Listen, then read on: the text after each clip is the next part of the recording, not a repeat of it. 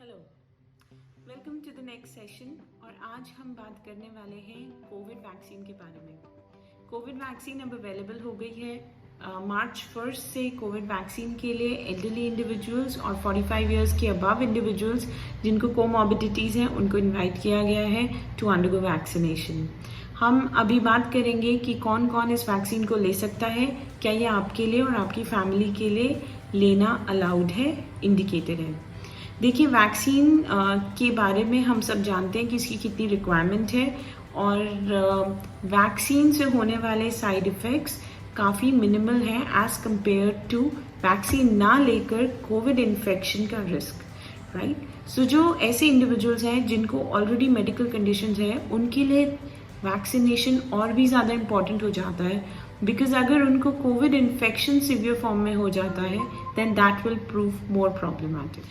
So first of all, अगर आपको COPD, asthma, allergic diseases या कोई कार्डियक प्रॉब्लम जो आपकी रूटीन क्रॉनिक कोमॉर्बिडिटी है तो आप वैक्सीन के लिए एलिजिबल हैं।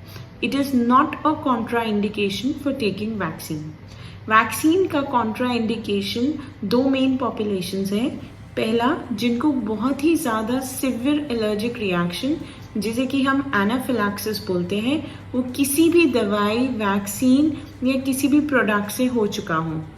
अगर आपको कोई सिवियर वैक्सीन रिलेटेड या मेडिसिन रिलेटेड साइड इफ़ेक्ट, जैसे कि लोग बताते हैं कि हमें पेनिसिलिन से एलर्जी है, हमें किसी मेडिसिन फ्लुरोक्विनोलोन से एलर्जी हुई थी और हमें एडमिट होना पड़ा, अगर आपको किसी पर्टिकुलर दवाई से सिवियर एलर्जी है तो आप रुक जाइए, अभी आप वैक्सीनेशन के लिए मत जाइए, राइट। द अदर ग्रुप जिसके लिए वैक्सीनेशन कॉन्ट्रा इंडिकेटेड है at this point of time is pregnant individuals and children.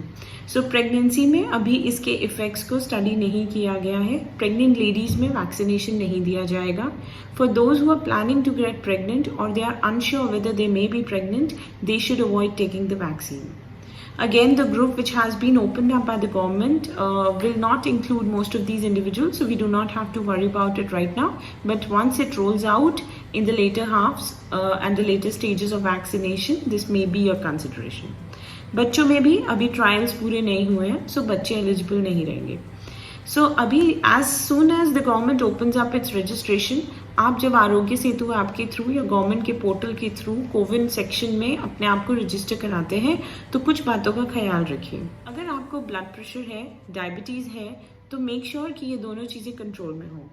जिस दिन आपको वैक्सीनेशन के लिए जाना है उस दिन अपनी BP की दवाई, अपनी हार्ट की दवाइयाँ जैसे कि इकोस्प्रिन या ब्लड थिनर्स, जो भी आप लेते हैं रूटीन मेडिकेशंस, उनको ज़रूर लेके जाइए, उनको ओमिट मत कीजिए।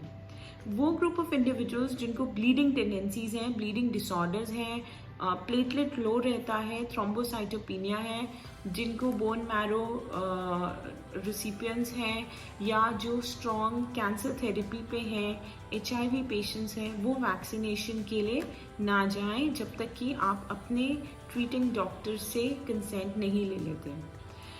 जो ग्रुप ऑफ पेशेंट्स स्टेरॉइड्स लेते हैं, जैसे कि COPD के पेशेंट्स हैं, एस्थमा के पेशेंट्स हैं, स्किन डिसऑर्डर्स के पेशेंट्स हैं या रूमेटोलॉजिकल डिसऑर्डर्स के पेशेंट्स हैं, डिपेंडिंग ऑन आपकी स्टेरॉइड की कितनी डोज चल रही है, वैक्सीन का इनिशिएटेड रिस्पॉन्स उतना नहीं होगा जितना एक दूसरे इंडिविजुअल को है। So the antibodies that are formed in reaction to the vaccine may not form so robustly in this group of population.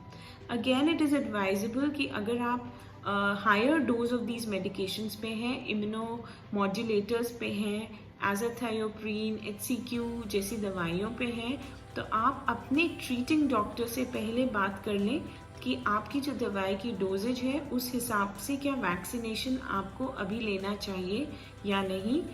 Would he prefer to wait for more data, or does he think that the current doses are not significant to cause immunosuppression and you are eligible to take the vaccine?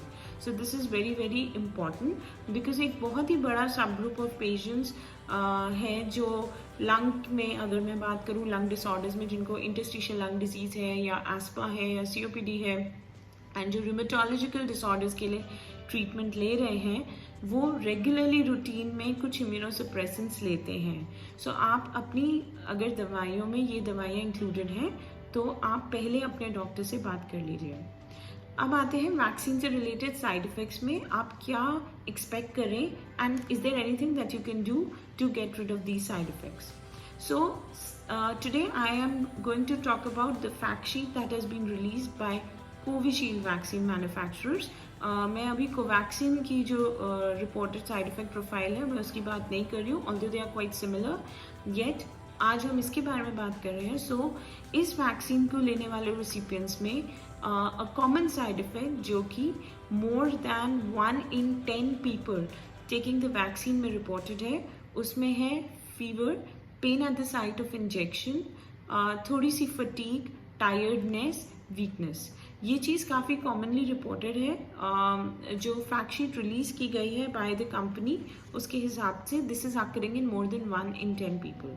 My own experience is that the first time I took my dose, I did have a fever of around 100, which responded to paracetamol, and that lasted for around a day post my first shot. Second shot के बाद the fever did not occur, but I did have some body ache for which I prophylactically took paracetamol and I was fine. So ये एक बहुत ही common side effect है, expect this side effect and I would say अगर आपको इनमें से कोई इफेक्ट होता है it is actually a good sign because it means that the vaccine has been given properly and it is reacting in the system. There is another common side effect but reported less than 1 in 10 people. These side effects usually include a lot of arthralgia, a lot of joint pains, nausea and halka पेट में दर्द, some vomiting episodes. They have been also reported in a lot of people, but these are not as common as fever and pain at the injection side. There are some uncommon side effects which have been reported in around 1 in 100 people. इसमें swelling at the site of injection, एक lump बन जाना, glands का swell हो जाना, excessive vomiting होना, dizziness होना, chest discomfort होना has been reported. कुछ ऐसी एनेक्डोटल इंसिडेंट्स भी हैं जो रिसेंटली डॉक्टर्स ने आपस में शेयर किए हैं and we've come to know but the data is not there to back it up. Some people have experienced a rise in blood pressure after their vaccine shot and mostly second shot के बाद there have been some reports on that. So अगर आप BP की दवाई लेते हैं then please take your medicine before you go for vaccination. If possible get your BP checked pre-vaccination, get your BP checked post-vaccination. When we're talking about this, एक बहुत ही important part जो मैं आपके साथ share करना चाहती हूँ is that what happens post-vaccination. So post-vaccination आपको 30 minutes के लिए for observation रुकना चाहिए at the hospital where you're receiving this vaccine. The vaccine will not be available in private clinics as of now because I think we are not in a state where we can monitor the vaccination without the availability of emergency services if required. So hospital में जब भी आप जाएंगे you have to wait for these 30 minutes. So although you will be asked to just sit and wait, there are few things that you can monitor for yourself. Check your pulse rate. If possible, get your BP also checked. ध्यान रखें कि आपको चक्कर तो नहीं आ रहे, आपको vomiting जैसा तो नहीं लग रहा। अगर इसमें से कुछ हो रहा है then please report to the vaccinator. Also see for any chest pain, specially patients जिनको ऑलरेडी हार्ट के इश्यूज हैं।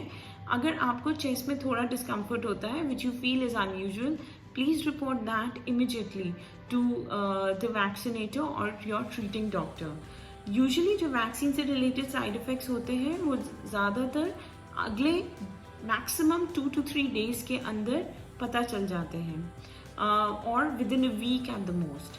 The side effects will not happen post many days of vaccination. They may not be related to the vaccine itself. So watch out for symptoms for first few days after you get vaccinated and report them to your doctor so that an action can be taken. अगर BP बढ़ जाता है post vaccine then काफ़ी लोगों में ये अपने आप after a few hours settle हो जाता है after rest. A lot of people did not require any medications, but there have been reports, unofficial reports, where people have reported that they stayed in the hospital for observation because उनका BP थोड़ा सा rise हो गया था post vaccination. We still are seeing more and more cases, we're still hearing more and more reports. So this topic, this subject will keep ever evolving and changing. So as and when we get to know about fresher details, we will get back.